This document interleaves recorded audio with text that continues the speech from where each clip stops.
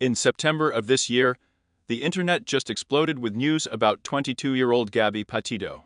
Bloggers from the USA, who went on a trip around the country with her fiancé, 23-year-old Brian Laundrie, and disappeared on the way. Thousands of social media users began to spread information about Petito's disappearance, view her latest photos and videos, and build versions of what could have happened to the girl. The mystery of this story was added by the fact that Laundrie returned from a trip alone, refused to say appetite, and soon disappeared too. Meanwhile, the police found the girl's body and said that she was the victim of murder. And finally, all the details of this case are now known. Is everything so unambiguous with the victim and the main suspect? It's time to look into this matter in detail. Do not rush to turn off this video. There is information here that you won't hear on other channels. Gabby Petito was born and raised in Blue Point, New York, and met Brian Laundrie at the local high school. In the 2019 year, Petito and Laundrie began to live with the parents of a young man who had previously moved to Florida. In the 2020 year, Petito and Laundrie got engaged. "You make my life unreal. Every day with you. It's a dream," Gabby wrote on her Instagram, announcing her engagement to Brian. In July 2021 year, the couple went to travel around the United States on a Ford Transit. According to Gabby's family, such a trip was a girl's dream, and she saved money for it, working as a pharmacist's assistant.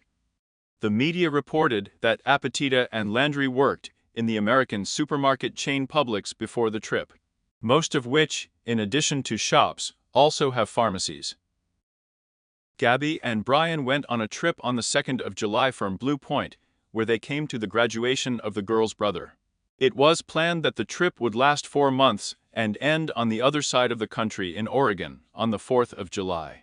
Gabby posted on Instagram the first photo from the trip. The girl posed against the background of the so-called chalk pyramids in Kansas. She also posted a video in TikTok and posted one video on YouTube shortly before her disappearance. Until the end of July, Gabby posted new photos from national parks in Colorado and Utah every few days. Brian also wrote quite often on Instagram on August 12th, for the first time after a 12-day break. Petito published a photo from Arches National Park near the city in Utah, as it became known after Gabby's disappearance. On the same day, the Moab police had to intervene in a conflict between young people. According to a police report, Petito and Laundrie were spotted arguing outside a grocery store in Moab.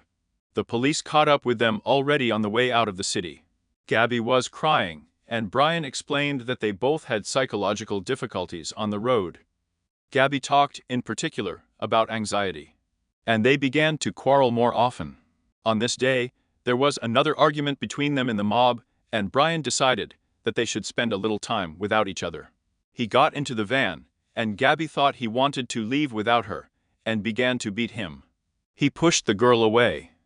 At the same time, the young people told the police that they love each other and are not going to press any charges.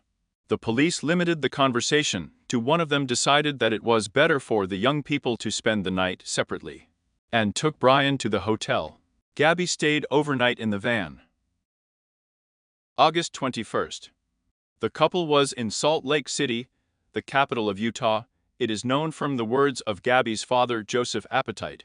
He said that the young people did not have the internet, and he ordered food delivery for them on August 24th. Gabby and Brian left Salt Lake City on that day. The girl called Nicole Schmidt's mother on FaceTime. This was her last conversation with her parents. Before that, she called them about 3 times a week.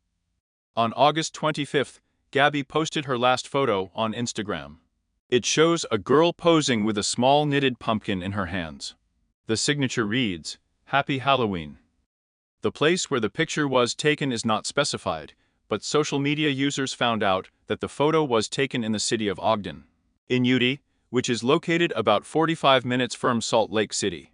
Gabby was never seen or heard from again. However, her mother continued to receive text messages from her daughter's phone. The last of them came on the 30th of August. It said there was no connection in Yosemite National Park in California. At that moment, Nicole Schmidt did not consider this text suspicious, but after Gabby disappeared, she said that they did not believe that her daughter sent the message. On the 1st of September, Brian returned to Florida. Without Gabby, he did not contact the police and the girl's family. 10 days later, her family reported her missing. Police in Northport, the Florida city where Brian's family lives, tried to talk to him.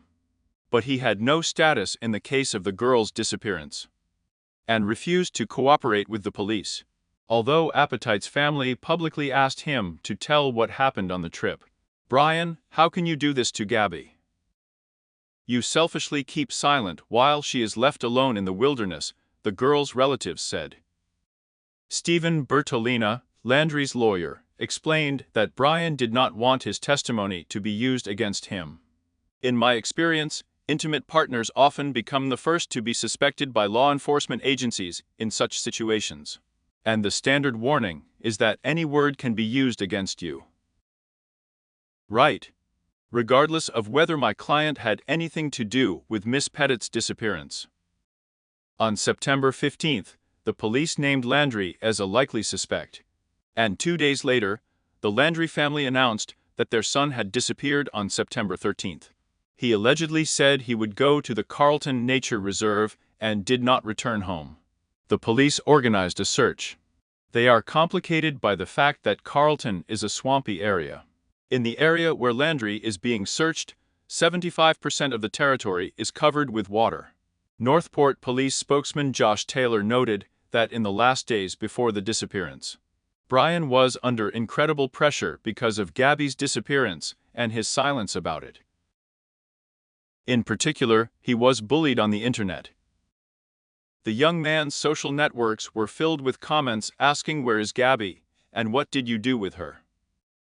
On September 19th, the authorities announced that they had found the remains of a girl similar to Gabby Petito at a campsite in the Bridger-Teton National Forest in western Wyoming on September 21st. The FBI, citing a forensic examination, confirmed that the body really belongs to Gabby and that the girl's death was violent. How exactly she was killed is currently being clarified in the interests of the investigation. Shortly before the announcement of the discovery of Gabby's remains, bloggers Kyle and Jean Benton posted a video on YouTube with a white van, which they said they accidentally shot in Bridger-Teton on August 27th. They gave the video to the FBI, but the Bureau refused to specify whether it was useful in the search for the girl. At the same time, TikToker Miranda Baker reported that on August 29th, she and her boyfriend drove Brian to Wyoming. According to the woman, they picked him up near the place where Gabby's remains were later found. He immediately offered to pay them $200 for the trip. However, he decided to leave after half an hour, after he found out that they were heading in the wrong direction, where he thought. Baker also reported this case to law enforcement agencies. Gabby's story attracted a lot of attention on the internet before the discovery of the girl's body on the crowdfunding platform. GoFundMe collected $77,000 to search for her in TikTok videos with the hashtag Gabbit. Scored almost 2 billion views. The Reddit dedicated to the disappearance of Petty Subreddit has gathered more than 110,000 subscribers. 1 million users subscribed to Gabby on Instagram, although on September 15th. Judging by one of the audience assessment services in social networks, there are less than 50,000 of them. A lot of users began to explore the digital footprints of Gabby and Brian, hoping to find information in them that will help find the girl.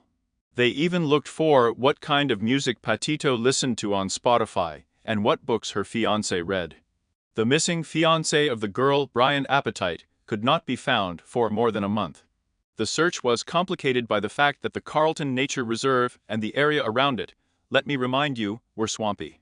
The search participants had to check places where the water reached their chests and where there were a lot of snakes and alligators, said this Lee County Sheriff in Florida, Carmen Marchena. Very, very difficult conditions for searching, he explained. On the 20th of October, skeletonized human remains, a phone, a notebook, and some other things were found in the area of the Carlton Nature Reserve. The examination showed that the remains belonged to Laundrie. When and because of what he died has not yet been reported. Again, in the interests of the investigation, the remains of a young man were found on the day when his parents joined the search for the first time. Moreover, it was the father of the missing Chris Laundrie who found his waterproof travel bag. Laundrie's family lawyer Stephen Bertolina said that the parents did not participate in the search earlier because they told the FBI and the police everything they knew about the alleged whereabouts of their son, and because the Carlton Nature Reserve was closed to the public due to a search operation. As soon as it reopened, the Laundrie couple warned the search team about their desire to come and join the search on the morning of October 20th. According to Bertolin, in the reserve, Laundrie's mother Roberta and father Chris explored the path along which their son liked to walk. At the same time, Roberta was walking along the path, and Chris got off her and moved in zigzags. At some point, he saw a white waterproof bag. Soon after, when he met with police officers and FBI agents, they showed him a photo of a backpack they found nearby. At that moment, Laundrie was informed that remains were found next to the backpack, and they were asked to leave the reserve, Bertolina said. The fact that Laundrie's remains were found on the very day his parents joined the search seemed rather suspicious to some. Moreover, in the past, they did not help to look for appetite, and they did not immediately report the disappearance of their own son. Because of this, they were suspected of helping him escape. Now there are suggestions that Chris Laundrie could have planted the found bag himself. Bertolina called it nonsense. He stated that the place where the remains and belongings of the young man were found had previously been underwater. This was confirmed by the FBI. The lawyer added that the young man's parents, heartbroken, will not make any comments. Former federal prosecutor Nima Rahmani told Fox News that initially Laundrie's parents did not behave like people who care about the welfare of their future daughter-in-law who disappeared. But after Laundrie's sister helped find his son's body, the family can hardly be accused of wanting to save the groom appetite from punishment for murder. Such an accusation before, when the London family did not cooperate with the investigation, had little chance to stand in court. According to Alfreda Garcia, a former assistant prosecutor in Miami and head of the law college at the local University of Santa Thomas, former NIPT officer Joseph Giacalone, in a conversation with NBC News, expressed the opinion that any parents behaved the same way as Laundrie's parents, and I'm sure they suspected something was wrong when he returned without her, Giacalone said. In his opinion, if the police do not name other suspects in the case of the murder of Appetite, the case will have to be closed, and the girl's parents will not know all the circumstances of her death. The FBI confirmed Laundrie's identity through dental records, suggesting he had been dead for a significant period of time before his remains were discovered. Meanwhile, Stephen Bertolina, Chris and Roberta Laundrie's lawyer, said their son's body will be cremated. His parents acknowledged their son's death in a short and dispassionate statement released through a lawyer and asked for confidentiality. While some closely followed the news about the girl, others found the public attention to her excessive. We can play a game. Oh, that's because she was a vlogger. And all that. But we can also notice that she is from Generation Z. Blonde, petite, and this is what gets clicks, said for the New York Times Alvin Williams, co-host of one of the comedy podcasts about murders among non-white residents of the United States. He noted that in Wyoming, in the state where Appetite's body was found, 710 representatives disappeared in the period from 2011 to 2020 year. Indigenous peoples of the USA. And these stories have not received even a fraction of the resonance as Gabby Petito's story. That is, in their opinion, the so-called missing white woman syndrome worked. Petito's family attorney Rick Stafford said they would not make any statements regarding the identity of Appetite's fiancé. until they were emotionally ready for it. According to reports, finding out the causes of Brian Laundrie's death and restoring the entries in his notebook may take 2 to 3 weeks. Therefore, all updates on the case will immediately appear on the channel. Don't forget to subscribe, like, and click on the bell to be the very first to be aware of the latest developments in this exciting case.